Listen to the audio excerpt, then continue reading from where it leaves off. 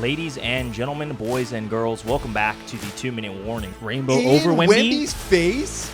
Pro, dude. Dude, come on. I'm trusting Harden as a top 3 shooting guard of all time. He flops.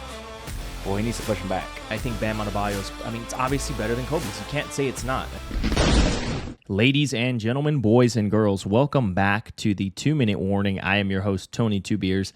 I am joined with the Stearns man here. You see him on the screen. We are in the virtual studio today because we are in a dire need to get a podcast out for the new Game 6. Last time you heard us, we were barely talking about Game 1 of the NBA Western Conference Finals. We were kind of right about the Eastern Conference Finals. There was no competition. It was a clean sweep across the board by the New York Knicks. But we are here right before Game 6 of the Western Conference Finals. What's going on, Caleb? Good, man. Kind of looking a little bummy today, but I'm excited to get this episode going. We got this wonderful series that's been going on over in the Western Conference. Game 6 happening tonight. I know most of our listeners hopefully pulling for a Game 7 to be happening in our future. This is going to be a crazy, crazy game coming up, especially going to be here in San Antonio. Home game for us. I'm pretty sure the fans are going to light up the town for this game.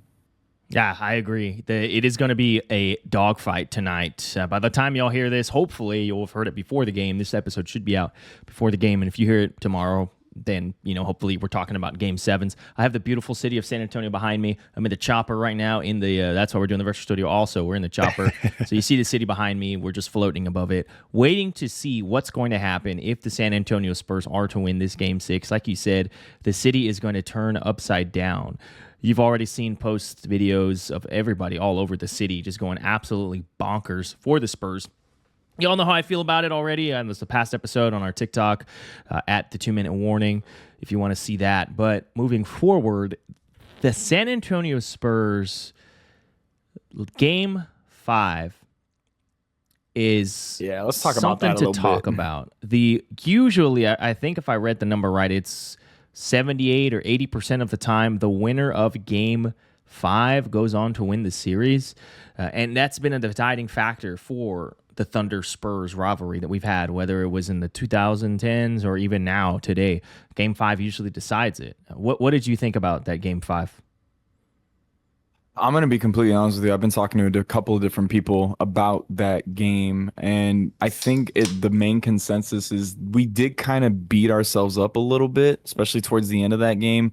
I did watch most of the second half, mostly the fourth quarter, after I got home that night, but from what I saw, it looked like they were beating themselves up. Like I said, the offense wasn't running as smoothly as I've normally seen from them. The defensive intensity wasn't completely there. And I'm going to say it, and I know probably everyone's probably tired of hearing San Antonio fans hear it, but the refs really did help them out quite a bit throughout that game. I think the one play that really sticks out in my head was when Mitch Johnson was trying to challenge a specific play, and then out of nowhere, they continue on playing through the game, and Mitch Johnson's trying to be like, where's my challenge? And even after in the post-game interview, they asked him, like, what did the refs tell you? What was their, explanation as to why you didn't get your challenge? And he goes, they said they just didn't see me, which is absolutely bonkers in my mind. I just don't understand how they can let that slip and let the play frustrating outing, to say the least. But I don't know, man. It's all coming down to the refs, in my opinion. Most of these games that we're losing is because of really bad officiating.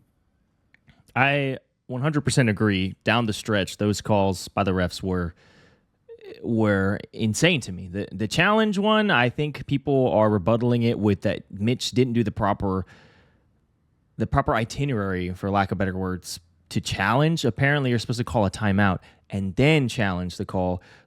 Mitch was just doing a challenging symbol. But my rebuttal to that is, why is that such a big thing? I get it. You have to follow the rules, do what you're supposed to do. But you're standing right next to this man. He's clearly challenging the game, the call, and it's a sticky situation, right? Because you can be put in the NFL, for example. If you're going to challenge the play, you have to drop that red flag. If you take it out, it doesn't mean you're challenging it. You're saying you're going to challenge it, you're not challenging it. You have to drop that flag down on the ground before that ball is snapped to challenge the game or to challenge the call. So I think I can kind of see what people are saying. However, the fact that he wanted to challenge it, it shouldn't have even required him to challenge it, because if I'm not mistaken, there was a ref right next to Hartenstein when the ball, or Chet, whoever the ball rolled off of, it clearly was off of his Chet, foot. yeah. You hear Jamal Crawford talking about it the whole time. It rolled off his foot. They should have immediately reviewed it. And before that, the goaltending call, they didn't call. Also, I want to say on Hartenstein, the ball is on the goal, and he's reacting to he's touching it. That's interference. That's clear goaltending. Back-to-back missed calls. It's just unbelievable. I do not think those calls would have made much of a difference the way the Spurs were playing last night or the 2 nights ago. But you got to make those calls, and like I said, I don't think it would have helped. I mean, because we weren't making our free throws, we weren't making shots. We had good looks. Devin Vassell had 6 points, 2 for 9 from the beyond the arc, 2 for 11 total field goals. Who else had a shitty night? De'Aaron Fox, 4 for 15, 0 for 4.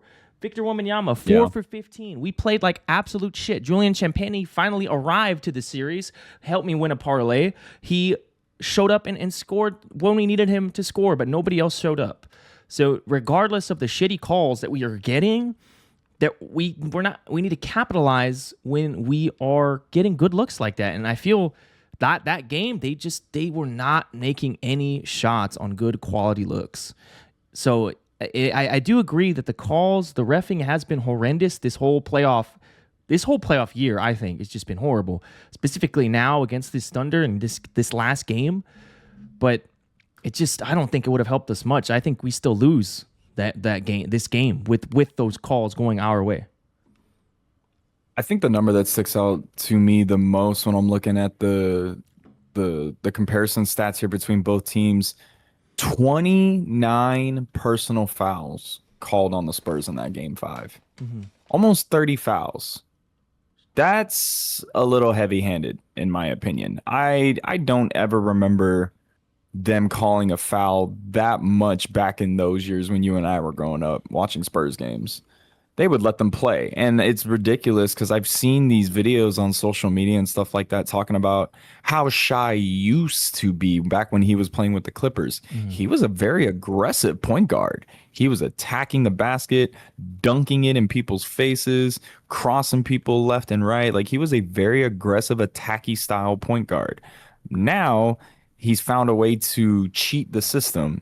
He's flopping every jump shot, falling to the ground, trying to get into the defender's space to make it look like that it's a person, like they're purposely trying to foul him. And it's just getting ridiculous. There was one interview I saw, I can't remember who the analyst was, but he was just going in on Shai about how it's disgusting to watch him do this to the game. So Jay Williams, I think, is that who you're talking about? Jay Williams? Yeah. I think you know exactly what I'm talking about then. Fuck Jay Williams, bro. Oh, there he is. Nate coming in saying fuck Jay Williams on the national airwaves is actually crazy. I hope his hamstring never grows back, bro. What are you talking about? He's the one defending. He was the one saying Shai was a flopper. When did he say that? All right, this guy's not updated. Anyway, we'll let Caleb finish his talking point. They're all floppers, bro. I just feel like Shai, what he was back when he was with the Clippers to what he is now is two completely different people. And to see him take advantage of this loophole or whatever you want to call it in the league, it's really, really sad to see. I can see, your point. It's two different players, but him as a growing... Here's the thing with Shai that a lot of people probably aren't going to like to hear, but the entirety of I just saw this. Rest in peace, Kobe Bryant, the late great Kobe Bryant. I just saw this clip of him going up against the Spurs in what could only be the early 2000s, late 90s, because it looked like they were playing in the Alamo Dome. Kobe goes up for an easy lay, and gets crossed, or he gets hit by, I think it was Bruce Bowen. His arm swats down. And Kobe's on, he gets hit, makes the contact, and he's selling the foul. He's doing what a modern Oklahoma City Thunder player would do covering his eye like he got fucking punched in the face intentionally, looking down. The ref already called it, and he's trying to sell it to make it even, I guess, to upgrade it to a flagrant or whatever the fuck their plan was. But he's looking down, and he's doing that, and you hear a guy in the stand yell, poor baby, poor baby. And he looks up. He's like, no, I'm too tough. So for years and years, the best players in the world have been trying to sell fouls, flopping since the beginning of time. Since the beginning of time, they have been flopping. And I'm the biggest, shy hater when it comes to his flopping. I just think that in today's game, they've been doing it for years. LeBron did it for years. Dwayne Wade. That 2012, 2013 Miami Heat team we went up against, they flopped all over the place. I mean, it's nothing new. It's nothing new. Dennis Rodman said that. Sorry, you go. No, I just got a quick little rebuttal, and then I can let you go, Nate. I was just going to say, to me, in my opinion, there is a big difference between selling a foul and flopping on a foul. Selling a foul, you're trying to show that, because like I think I know exactly what play you're talking about, Anthony. Bruce Bowen really swatted down on Kobe to try to get the ball out of his possession. There's a big difference between selling that, showing the ref like, hey, he hit me, and then being like, oh, I'm going to take a jump shot, have no one be in the vicinity of my landing zone, and then just fall to the ground. There's a big difference between those two things. There's contact between those two, and then there's no contact. But like Dennis Rodman said, every team has one player that flops, right? At least one. Every team. But it's the whole team for the Thunder. The whole team that all flop. That's why nobody likes the way they flop. Like, and also, they're all real dirty players too. Yeah, they're Lou Dort. Fuck Lou Dort. If you're seeing this, Dort's one of the dirtiest players in the league right now. Yeah, I know. He honestly has been a little bit tamed in this series, but still, I still hate him with all my guts. But yeah, like, and then of course with the whole Isaiah Hartenstein shit, like they're all a bunch of dirty players. Yeah, they're all a bunch of dirty players. I hear what y'all are saying when it comes to the flopping and the selling the foul. It's just, to me, flopping, I mean, you're trying to sell, if you're selling the foul or you're flopping, it's the same thing. You're just trying to get a call. It's both the same thing. But Shea does it with no contact. Game, there's no contact with Shea. That's the thing. He jumps up. No, I understand. 75% of the time he falls on the floor. I get it. I'm not condoning what he's doing. I think it's ridiculous. That phantom call he got on De'Aaron Fox in game 4, I think is what it was. Y'all know what I'm talking about? Mm-hmm. He clearly didn't touch him. He falls to the ground. They blow the whistle. To me, what he's doing is playing to his strengths. The ref, I think if anybody should be to blame, it's not him. It's the refs. They're the ones making the calls. He's playing like that because he knows he's going to sell the call. He's going to get the call every single time when he does that stupid shit. So at a certain point, it's like everybody's flopping, but who's at fault? It's not him doing. It's not. I mean, he's doing it, but it's not his fault. He's playing to his strengths. Like I said, the refs are making the calls, and they all know that. That's why the Spurs know that too. That's why you see some of them. They'll be flopping as well. They're just not as good as doing it as the Oklahoma City Thunder are. They just don't have the whistle. And I agree. Some of those calls are questionable, like those last two we just talked about, Caleb, with the goaltending and the off the foot of Chet. But at the end of the day, I mean, it's just like, who said it? I think it was Michael Wilbon today, that if the Oklahoma City Thunder are to go on and win the title back-to-back champs, you got the MVP, most likely going to be Finals MVP. Was he Finals MVP last year? I think he was, right? Yeah. So back-to-back Finals MVP. Yeah. He's like taking over the league like Steph Curry did. Michael Wilbon said, next thing you know, if they win it all the way, you're going to see kids practicing flopping in the streets. It's the same good way enough. Steph Curry took over the league, and you saw kids just jacking up threes. He's changing the league. But to his strength again. To his strength again. Because he knows he's going to get those calls. The Spurs know if they flop, they're going to get calls. That's just the way the NBA is now, dudes. Shea is good enough where he doesn't need to flop. He's good enough that he doesn't need to. And I actually agree with Nate on this. Shai wasn't like that back when he was with the Clippers. That's what I was mentioning earlier. Shai was a completely different point guard back in the day when he was with LA. Now all of a sudden he's exploiting this little niche. Exactly. He's exploiting this little niche area in the league where he's getting away with all this shit. Someone put that in his head. And you say, you could blame the refs. Me personally, I'm going to blame that OKC head coach. Yeah. I feel like if Pop was to coach that team, they would have got right onto him and told him stop flopping. That's bullshit. And I'm even going to go as far as saying after that game 5, because I also wanted to get both of y'all's opinions on this, but how did y'all feel about those shots that they took at McCain last night?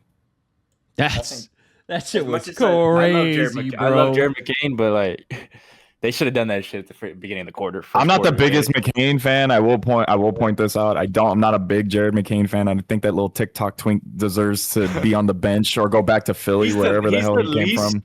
They stole him on the Thunder bench. They stole him from freaking Philly somehow for nothing. From Philly, yeah. They got him for nothing. That's insane. Absolutely nothing. He was a first-round draft pick. I think it was a top 15 draft pick.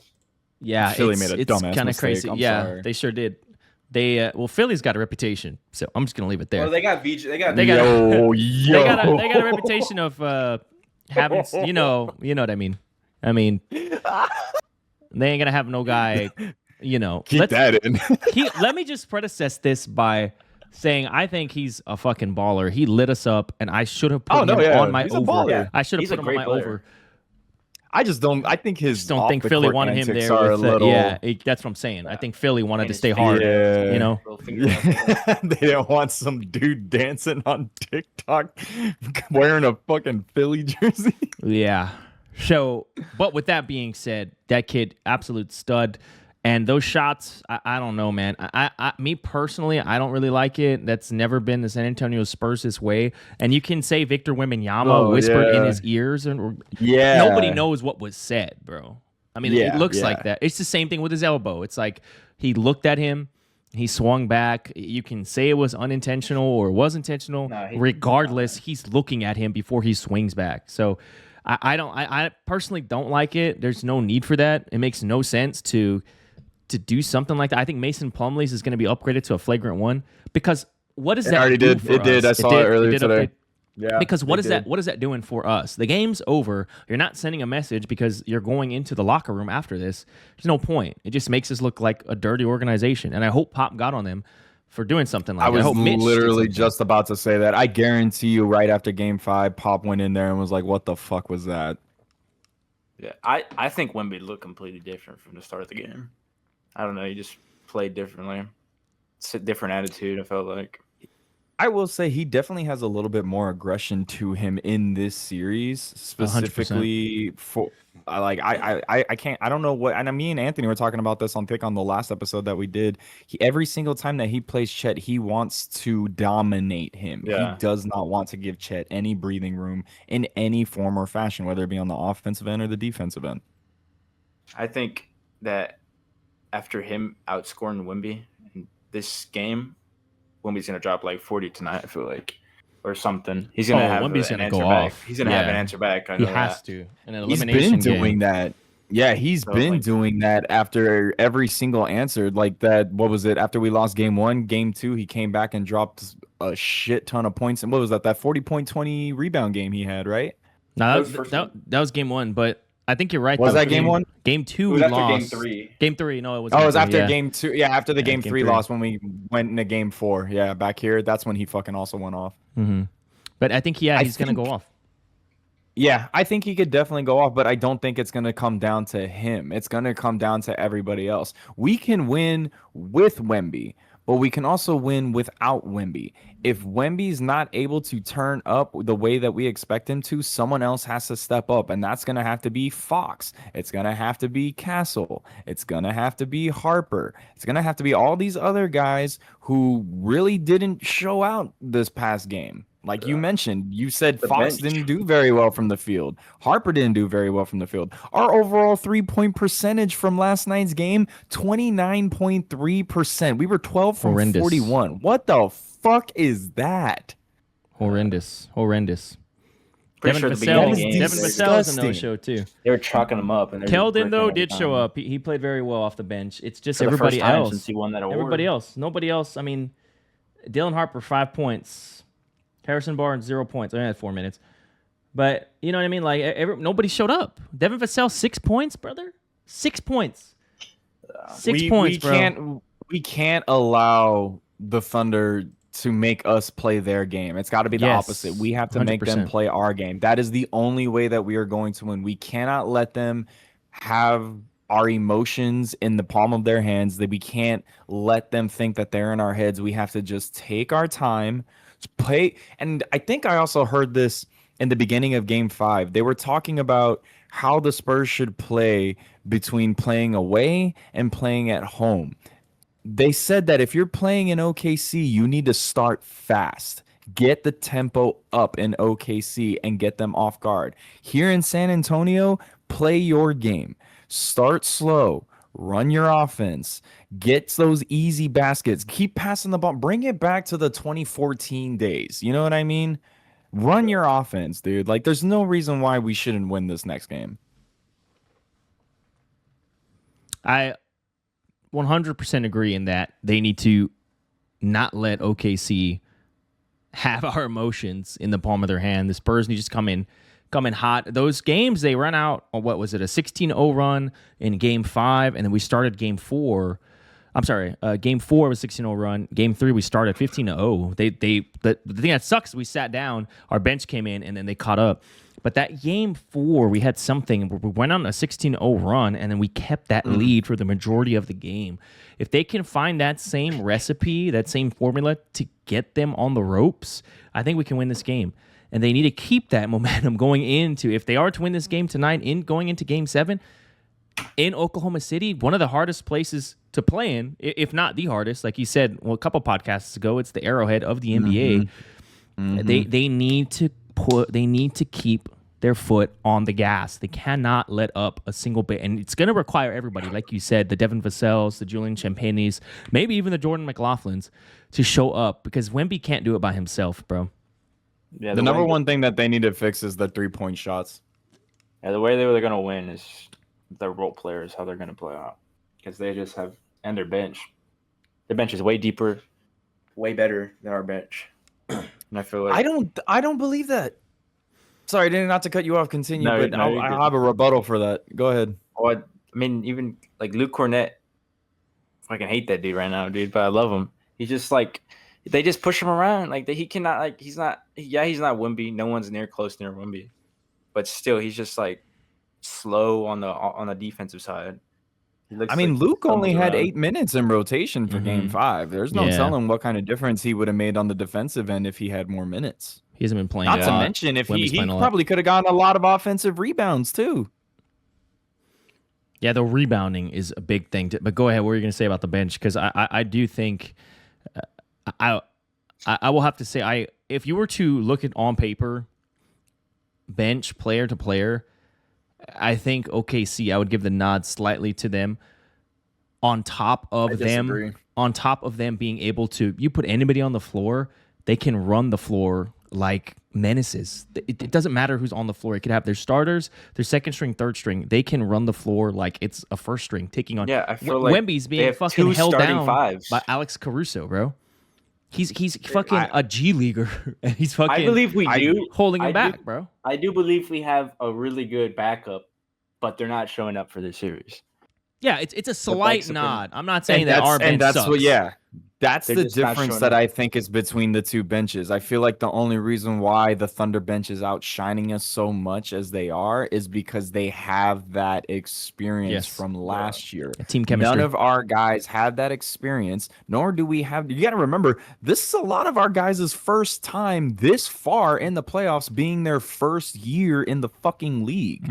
Here we are going up against the defending champs, going into a Game 6. You got to give these guys a lot more credit than you're currently giving them. I feel like our bench is still way better than the Thunder's bench, simply off the fact that even though they have more experience, they are still showing the resilience and the tenacity to keep pushing against this defending champ team. Pushing into a Game 6, that's no small feat. You got to give these guys some sort of credit. And I'm looking at like the Thunder bench here. Yeah, I give a lot of credit to some of their guys, like Cason Wallace is decent, Jalen Williams is decent. Caruso's probably, in my opinion, their best bench player. He got 22 points in Game 5. However, look at Jalen Williams and Cason Wallace. Wallace 7 points, 2 for 5, 1 for 3 from 3. Jalen Williams 3 points, 1 for 3 from the field goal, 1 for 2 from 3. Those guys are not going to be putting up numbers like Harper, like Champagny, like Vassell every single night like they've been doing. They're just as washy as some of these other guys on their bench. The only consistent one is Caruso. I do like you said, it's their team chemistry, their team experience. That's why I'm giving a nod to them. They're just, like I said, a slight nod better than our bench. But also, I just think too, it's this team I think is just deeper than us. Jalen Williams isn't even on there. We're forgetting about J-Dub. Jared McCain's not even. I don't think he's a starter. Jared McCain, this is his first game he started, so he's technically a bench player. He's technically a bench player. Jared McCain.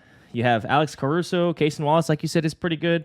They might be a little wishy-washy, but I mean, I think that their bench is just deeper. They have a deeper bag than ours, and I think more so though it has to do with experience.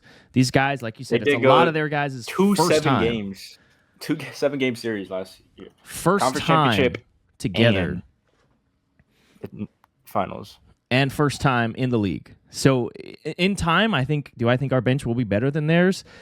Oh yeah, yeah. Sure. But right now, I just think their bench is better, and it just shows in the games we watch. We were up 15-0. We put in the subs, and then all of a sudden we're down. They catch up. Even when we went on the 16-0 run in Game 4, they were making slight runs while our bench was in. It's just they play better together, and like you said, to your point, it has to do with their experience and their team chemistry.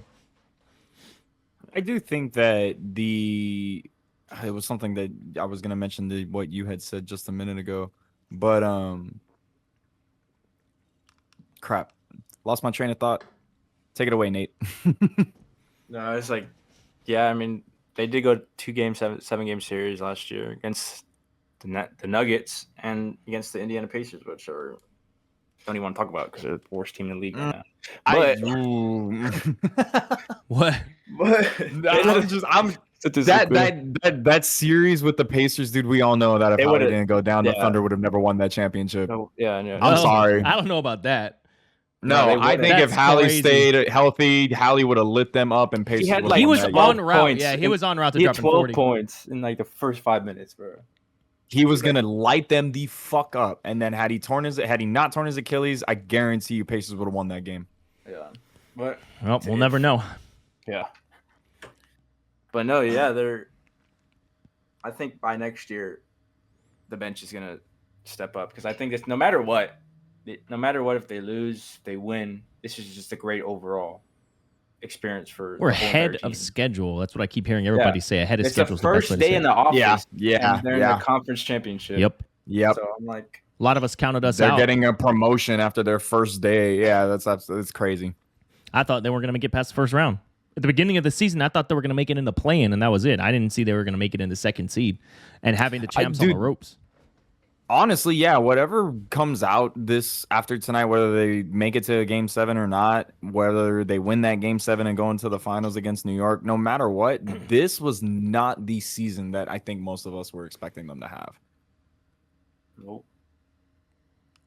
Yeah, I think we could all agree. Everybody agrees on that the ceiling for the Spurs, I think, was the play-in or the first round. I did not think them, especially after the past couple of years, taking the champs to a Game 6, the reigning defending MVP to this is crazy. It's absolutely made the playoffs since 2019. Yeah, they're on a great run, and next year will be even better. We have all this experience. We'll have the hunger of losing to these guys, Oklahoma City Thunder. But that's only if they lose tonight. Yeah, I think they are going to come out swinging, and they're going to come hard. They're going to come swinging hard. Ow, it's on all that right there, brother. And I think if it goes to Wemby's going to drop 7, 40, and they're going to go to Game 7. I think if it goes to Game 7, I don't know. Man, it's tough, man. It's so tough because they have won 2 games. No, they won 1 game here in San Antonio, and we won 1 game over there in OKC.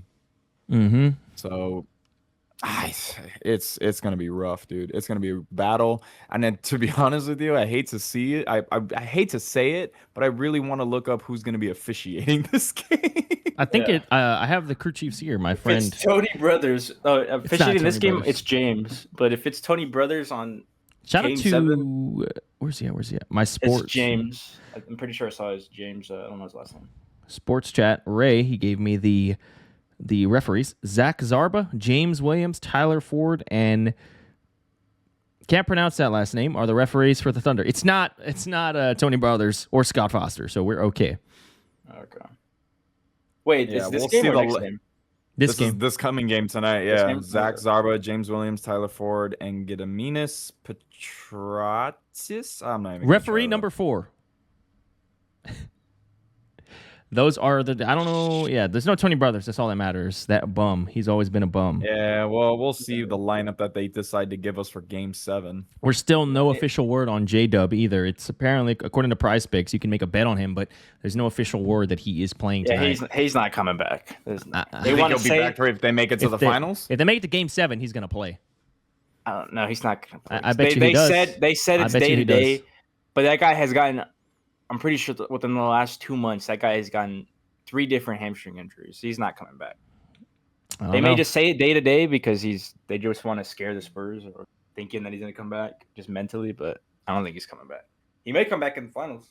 Nah, I think if this goes to Game 7, he's going to play. I don't think he's going to play tonight because they really don't. I mean, yes, they need him, but they really don't need him. They can lose this game and then come back Game 7 and he'll play. You know what I mean? Yeah. That makes sense, yeah. That makes a lot of sense. But there's no sense in pushing one of your best. I think he's their second best scorer. Yeah. He's To if they could potentially win tonight and then he gets more rest. There's no point. If it's a desperation time, Yeah. Game 7, then yeah, they're gonna put him in to play.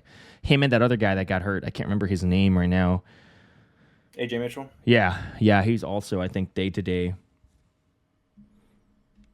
Oh, yeah, that other guard. But yeah, it's a more like it's.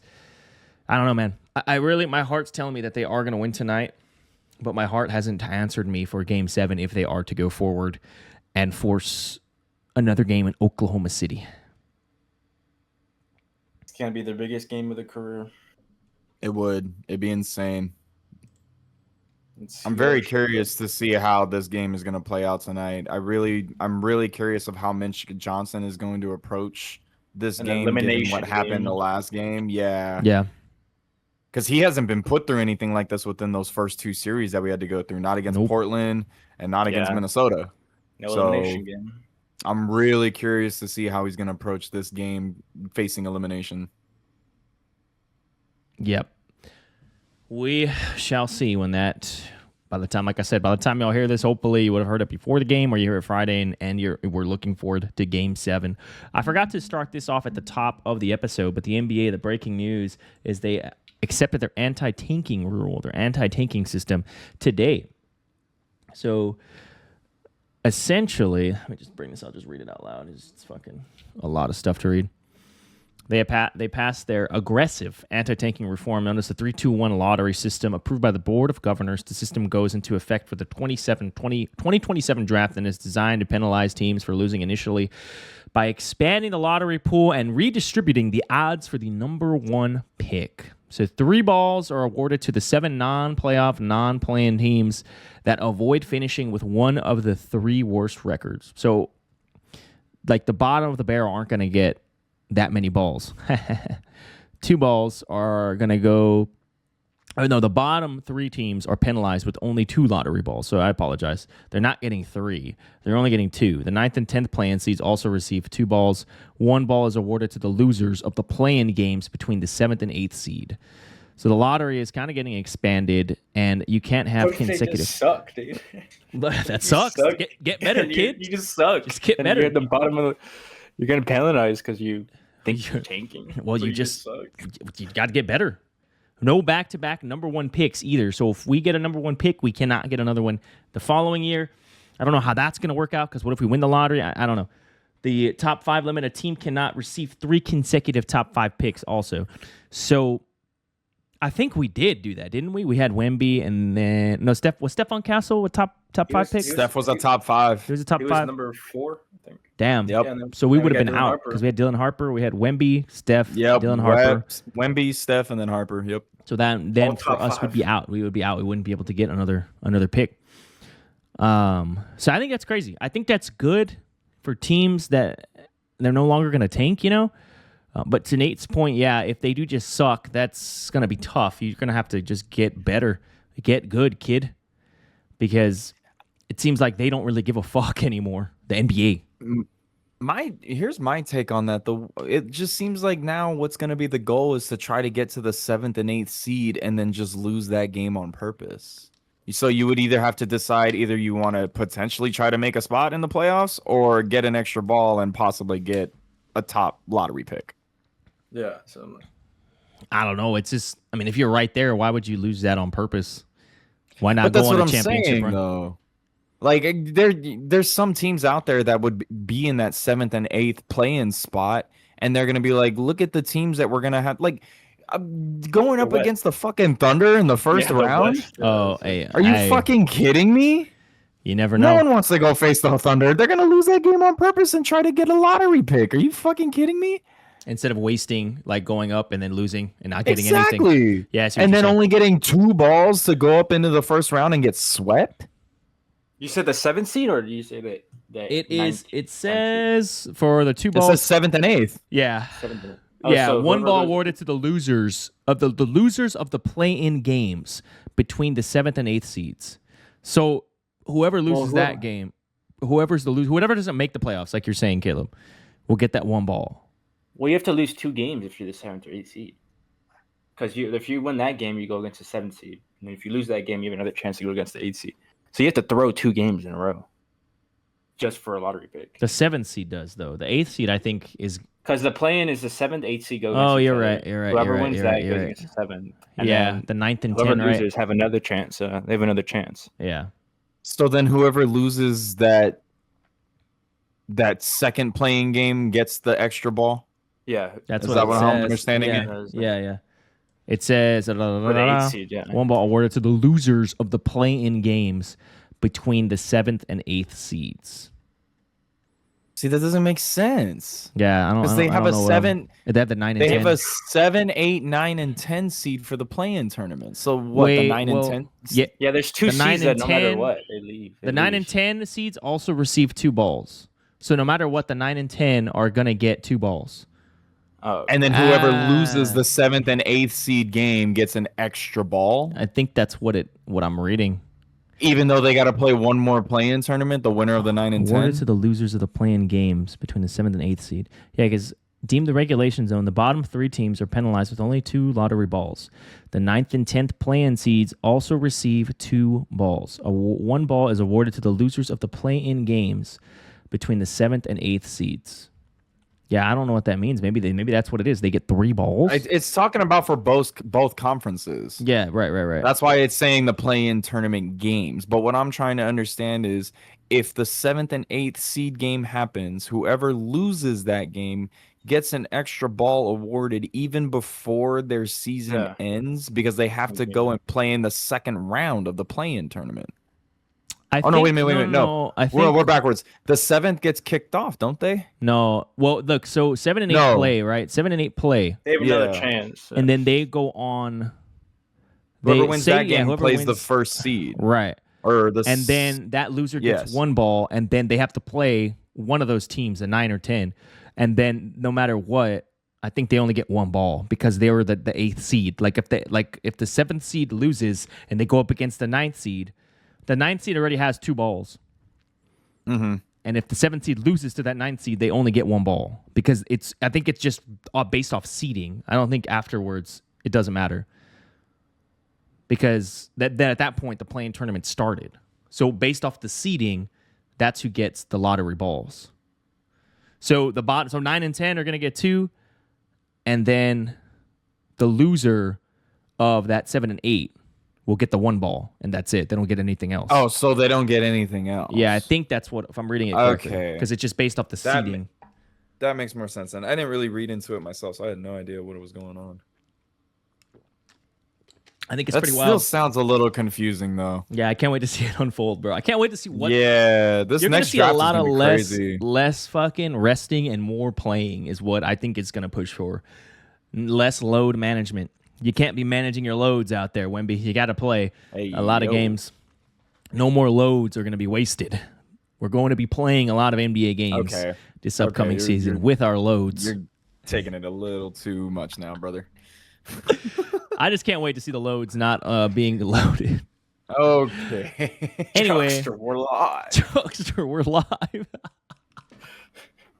I'm just juggling between two balls here, man. I'm confused. There's a whole lot of ball action we were just talking about with the 3-2-1s and shit. But no, I think it's good for the league. It's going to be a good pressing forward. It'll be good starting in the 2027 season. So, well, technically it has to start next season, because that's 2026, 2027. So that's going into effect. So 27. No, 27. Yeah, 27, 28. Yeah, it won't matter. But we'll see. That'll be exciting. That will be exciting times. New York Knicks, I don't even know what to talk about with them. They are in the finals for the first time since 1999. They lost to the San Antonio Spurs that year in 99 in that lockout season. They're riding a 10-game winning streak into the NBA finals, bless you. So they haven't lost since the first round, the New York Knicks. They're on a 10. Game, right? Nah, it's 10. Nah, they lost some games too. I think Atlanta.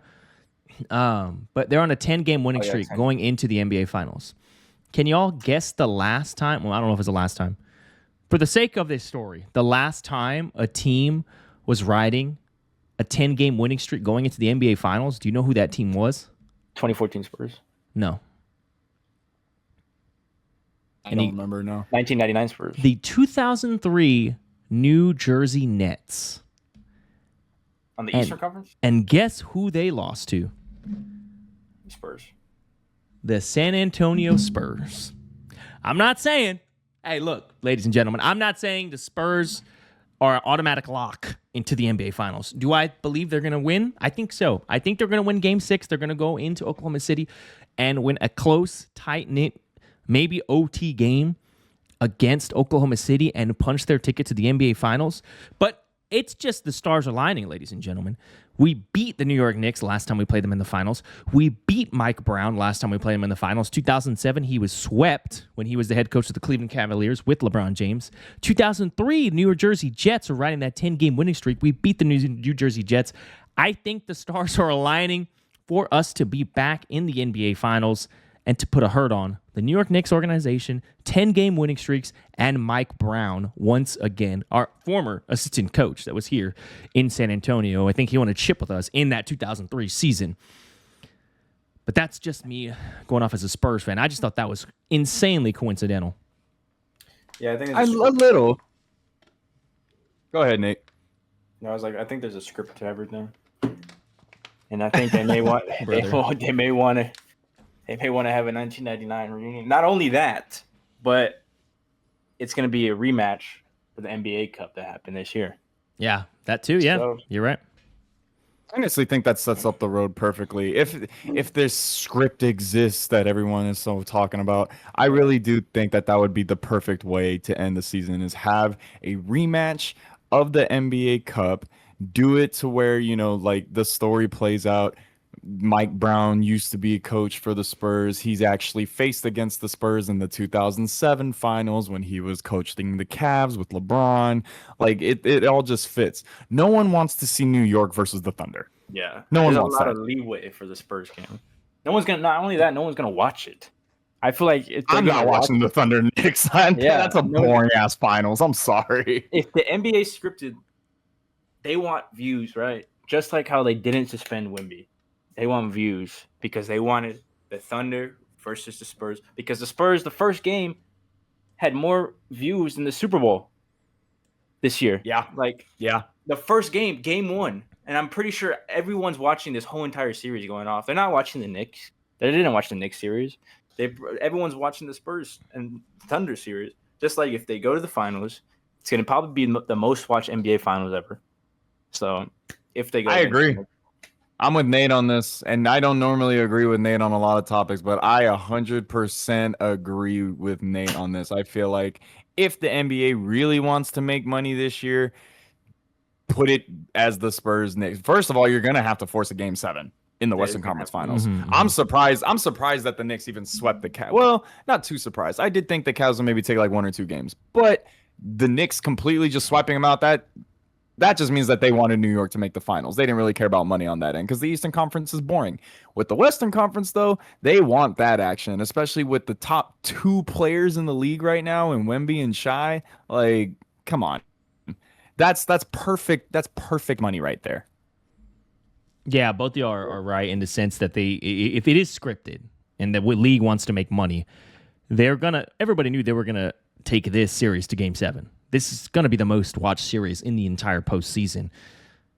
It's they're the best of the West going up against each other. 2 MVP candidates, 2 of the best leagues in the record, the most heated, I would say, rivalry in Chet and Wemby, and just San Antonio and OKC going back to the early 2010s. So they were going to make this to Game 7, sell as many tickets as possible, and then, like you said, an NBA Cup rematch, 1999 lockout rematch, finals lockout rematch. It just fits that it would sell, make more money. A lot of things they could promote. Because if you go on social media and you look at any comments when it has to do with the Thunder going to the finals, everybody just says, please save us. Hey, save us, San Antonio. We don't want to watch this. We don't want to watch this. Unwatchable. Yeah. I can't watch this. I can't sit here and watch this. They know that if they're really scripted. They even said they're going to boycott watching the finals if the Thunder go to the NBA finals. And you know what's even funny? I can see, because the finals are shown on ABC, aren't they? Yes. Yeah. I can see them doing a old retro promo of the 99 finals back when the Spurs and Knicks were playing. Just imagine them being like, oh, and the last time the Knicks made the finals was in 99, and guess who their opponent was? The Spurs. Like, can you imagine them doing that whole thing full circle? I think that would be the perfect way to make the most money possible off this year. Yep. Yeah, for sure. I think that, and New York is just prime time. Ashley was looking at tickets the other day for floor seats at the Garden. Ooh, for the finals? 200 grand. I don't know what. Oh my yeah, god. It was like 100 to 200K. Oh my for god, floor bro. seats. That's filthy. It's the Garden, bro. I told you it's Filthy like LA animals. and New York. I mean, those are the 2 biggest markets as far as NBA teams go. That makes sense. 100,000. I think nosebleeders were 2K. Nothing was under 2K. Jesus Christ. And I just want Ben Stiller to come to San Antonio. I want him to get on a boat ride, and I want to see Ben Stiller in SA since he's the biggest Knicks fan. Timothy Chalamet, Tracy Morgan, all of them. All celebs. Celeb Row is going to be down in San Antonio. That would be sick. Blocking all the tortas from being seen in the background. And just see Celeb Row. Everyone's It's going great. to be here. The whole Shaq and all them. Chuck, they're going to be in San Antonio. Oh, God, don't bring Chuck here, please. He's just going to complain about our river. Hey, how does that make you feel? Now that you work for the Riverwalk, how do those comments from Chuck make you feel? I mean, I didn't say he was lying. I just don't like the fact that he's making comments. God damn. Oh, the one comment, though, that he does say that I think is fucking hilarious. He goes, I can't remember who he was talking to, but he's like, those women in San Antonio. They got some big women in. I'm like, bro, this dude needs to shut up, bro. Hey, all I'm gonna say on that comment is this: ladies and gentlemen, boys and girls, we all have social media. You have Instagram, TikTok, Facebook, Twitter, Snapchat. Every time the Spurs have won, you get on social media and you see the fans celebrating. And one can only think to themselves, that goddamn Charles Barkley is right. That's all I got to say on that matter, bro. It's embarrassing. I've said it before, time and time again. It is just embarrassing. It makes the city look so bad. It makes it look like we're all just dirty people that live in the city. That's all I'll say on that matter. I promise that's not how San Antonio is, folks. But it's not all of it. Some parts, maybe. And it's only gotten worse since every win. So here's my thing that I told Ashley the other day on the way to work, that maybe I think I've told you too, Stearns. Maybe the NBA, the San Antonio Spurs organization, the San Antonio Police Department, they're fed up and they're annoyed of these crazy, in air quotes, fans are flipping cars around, exploding cars, lighting streets on fire, shaking their ass on top of cars, car surfing. They just can't control the city. Maybe somebody got to the organization, somebody got to the league and said, we need to lose because we don't know what to do if the Spurs win. Could you imagine what would happen if the Spurs win? Not only beating the champs, but winning back-to-back games against them, going to Game 7, and then going to the NBA Finals. I can't even comprehend what would happen if we win the NBA Finals. But going from the Western Conference Finals to the NBA Finals. I think Lord have mercy. That's what they want because I don't know if you look at the New York Knicks. It's exactly what they did. They destroyed their city. They destroyed their city. Yo. Again, I'm with Nate on this one, bro. I can see that. They're like, yo, look at New York and the way that they reacted when their team won the finals. Just imagine how San Antonio is going to react trying to one-up New York. That's going to be fucking hilarious. And New York hasn't been to the finals since 99. I'm sure it was a lot more crazy. I haven't seen any videos of New York. Only thing I see is when that guy from Kalshi or whatever that sports betting app, he goes up to people and says, who's the better Nick, Drake Bell or Josh Peck? And people are like, oh, yeah, I got to go with Drake Bell. You know, he's a scorer. That shit's so funny, bro. Have you seen those, Caleb? I got to send them to you, bro. Yeah. That shit's so funny. I've seen them. They just bring up, like, random names. Like, yeah. I think one of them was even, like, who do you think is the better Nick? Dwight, like, they were naming fucking Office characters. Dwight Schrute and shit like that. I got to go with Schrute, man. He got that career high, 25 points. Bro, he's just making up stats. Oh my God, dude! I guarantee you though, and that's how I know that if we were to go in the finals, we'd beat New York. Yeah. You go down to Southwest Military. I bet you could do that to those people because they don't know anything. Oh, absolutely, yeah. I'm sure you got those one good eggs that actually watch the games, but I guarantee you, 100% of those, 99% of those people down there didn't watch a single regular season game this year. Nope. So. No, absolutely not. Lonnie Waiters can just walk. He could probably jog down Southwest Military. People wouldn't know who he was. Designated shooter, bro. Yeah, it's just crazy. Bruh. They just Watch him make a breakthrough this Game 5 or Game 6. Hey, Jordan McLaughlin. Mitch Johnson just fucking throws him in there and is like, all right, go ahead. And he just goes off for like 5 for 5 from 3-point. McLaughlin had like 10 minutes, and I think he had like 6 points. Was it this series or last series? It was this series, right? He's 5'5", but he can shoot, man. McLaughlin's our next Patty Mills. Watch. He's a shooter. Don't you ever disrespect Patty Mills ever again on this podcast. I loved Patty Mills. You know I loved Patty Mills, bro. That power waiver, God, spark. That is a spark off the bench that we need, bro. Somebody like that, you can just a designated shooter, like you said. He's old Australian, but there's no reason to have him again. But McLaughlin, if McLaughlin can be like that, just a shooter comes off the bench, just boom. Because Patty Mills wasn't the biggest, roughest. How big was Patty Mills? Patty Mills. I don't think he was pretty tiny. Yeah, he was a small dude. He's 6'2", so he's short in NBA terms, but still tall as fuck. Jordan McLaughlin is 5'5", you said? No, he's 5'11". Nah, he can't be 5'5". Yeah, there's no way, bro. Yeah, he's 5'11". He's 5'11". He could be that spark. I mean, who knows? Throw him in there, like you said, and just make some shots down like Steve Kerr did in 2003 against the Mavericks. We just need some kind of spark off that bench, brothers. That's the only thing that kills us. If we can get something off the bench, needs to utilize his bench. That'll be it, man. Utilize the roster. Because that's what kills us. Cornette could be that spark. Oh, God, man. Luke's been pissing me off. I still would like to drive. Luke, look, I'm telling you this right now. I'm looking at the camera to tell you. I still want to drive your boat for the championship parade. Don't let them make you believe anything else. I want to drive He's going to be with McLaughlin on the boat. I'll drive for McLaughlin. After tonight, Caleb might be right. Harrison Ingram is going to be on the boat too, bro. No, I'm trying to get on our supervisor's boat, trying to get Wemby's boat. I'm trying to be her. I'm trying to be her spotter. Wemby's gonna fucking punch me in the face, bro. He listens to this podcast daily, so he's gonna fucking put his croissant on my forehead. I'm not ready for that. Oh man, I do need him to have a breakout game. I have a little bit of a let me read y'all my line. Yeah, as let the me hear kids this. call Let it. me hear this. Let me hear this. I just want to say, because I won last week or last game, $95, so I have faith in this one as well. My last one, this was Alex Caruso over 11.5 points, Julian Champagny over 6 3-points attempted, Stefan Castle over 11.5 points, Victor Wembanyama 19.5 points. He barely got me that. He only had 20 points. He barely got over 19.5. Tonight, though, here's the line, ladies and gentlemen. I'll put a picture right here on this screen for y'all. Alex Caruso again over 11.5 points.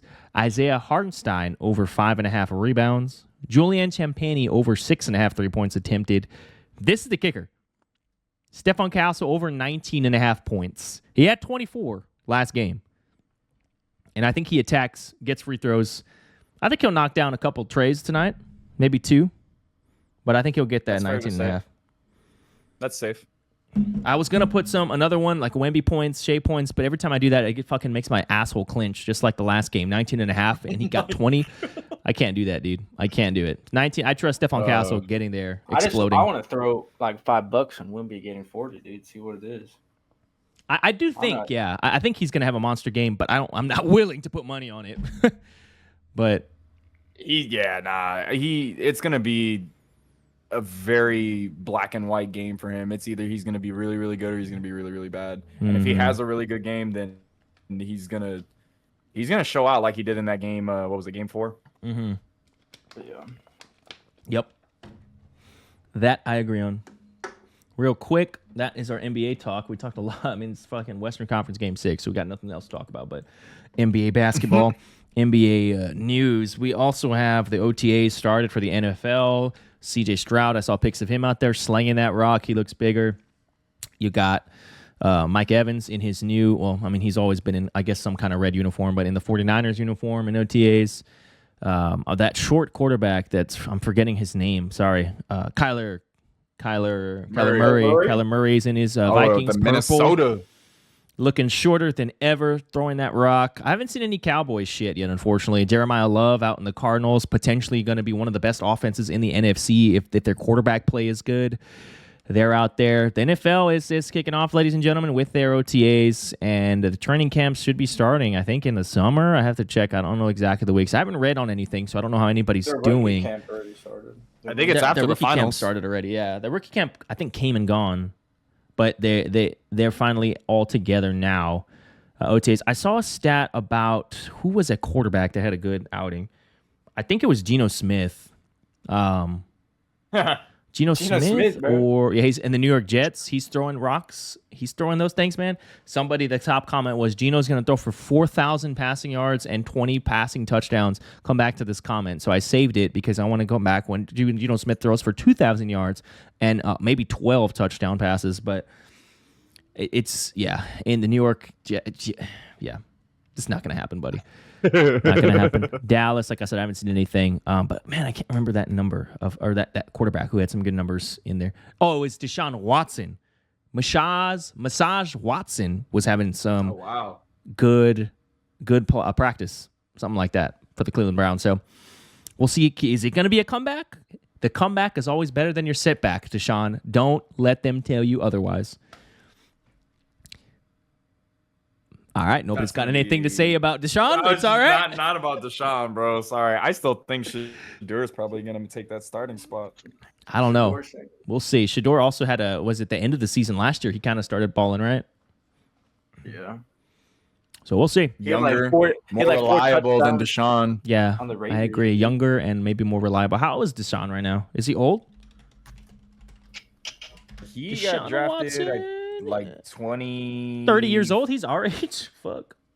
Yeah, he's getting there. He's our age. 30 years old. When's the last time he played in an NFL game, bro? At least 5 years ago. Let's see. When's the last time? Because I can't even remember. Because he played in maybe like 1 season or 2 with Cleveland before he went MIA. October 20th, 2024. God damn. Oh, yeah, I see. I mean, that's basically 5 years in NFL time. Phillip Rivers came back, bro. Phillip Rivers and played more time than him, bro. That's true. That's also true. That's tough. Yeah, we'll see. But apparently the Browns like what they saw from him, so we'll see what happens. When is his contract up? They signed a big-ass contract with him, right? Oh, I think they did. Yeah. God damn. All right, tell me this, Caleb, as a Texans fan, right now on May 28th, 2026, who would you rather have a quarterback, Deshaun Watson or C.J. Stroud?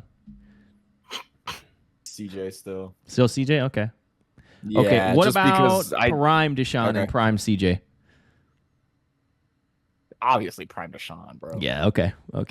He was just so lucrative and elusive with the way that he scrambled. So I can send you highlights of Deshaun escaping sacks that you would never believe. Yeah. One play that sticks out is when basically two defenders are basically about to fucking like smash him in the center.